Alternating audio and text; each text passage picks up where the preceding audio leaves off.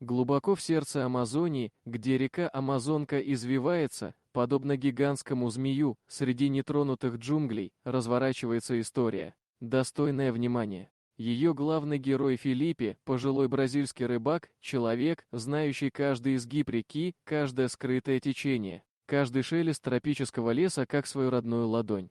Десятилетиями он бродил по этим водам, добывая свой скромный улов, но ничто не могло подготовить его к открытию, которое потрясло его до глубины души. Во время одной из обычных рыбалок в уединенном районе, недоступном для большинства людей, Филиппе заметил нечто необычное. Вдоль берега, среди густых зарослей и высоких трав, рядами стояли сотни ржавых бочек. Они выглядели так, словно провели под водой не один год, и их металлические поверхности были покрыты толстым слоем ржавчины, местами продырявлены и деформированы. Филиппе, с его богатым опытом, никогда раньше не видел ничего подобного в этом районе. Его охватила тревога. Это было не просто мусор, это было что-то большее, что-то скрытое, таинственное. Вместе со своим доверенным коллегой он осторожно приблизился к бочкам. Казалось, они были закопаны частично в берег, но воздействие воды и времени сделало их положение неустойчивым.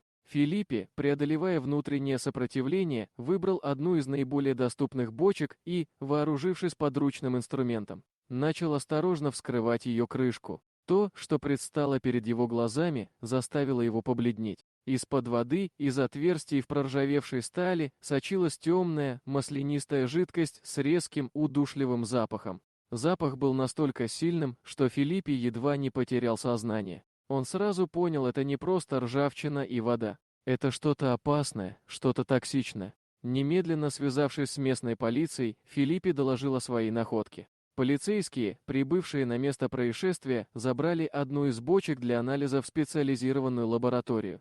Результаты анализов подтвердили худшие опасения. Бочки содержали высокотоксичные отходы диоксины. Это подтвердило, что местная фабрика, вероятно, незаконно сбрасывала опасные отходы в реку, чтобы избежать высоких затрат на их утилизацию. К сожалению, некоторые бочки уже протекли, и токсичные вещества проникли в почву и воду, нанеся вред местной фауне. Экологические последствия могли быть катастрофическими, но благодаря бдительности и быстрому реагированию Филиппе, масштаб загрязнения удалось ограничить. История пожилого рыбака служит напоминанием о хрупкости экосистемы Амазонии и о важности ответственности предприятий в отношении утилизации опасных отходов. Следствие по факту сброса токсичных отходов продолжается, и виновные понесут заслуженное наказание. Филиппе, обычный рыбак, стал героем, предотвратившим экологическую катастрофу в сердце Амазонки. Его бдительность и гражданская ответственность заслуживают наивысшей оценки.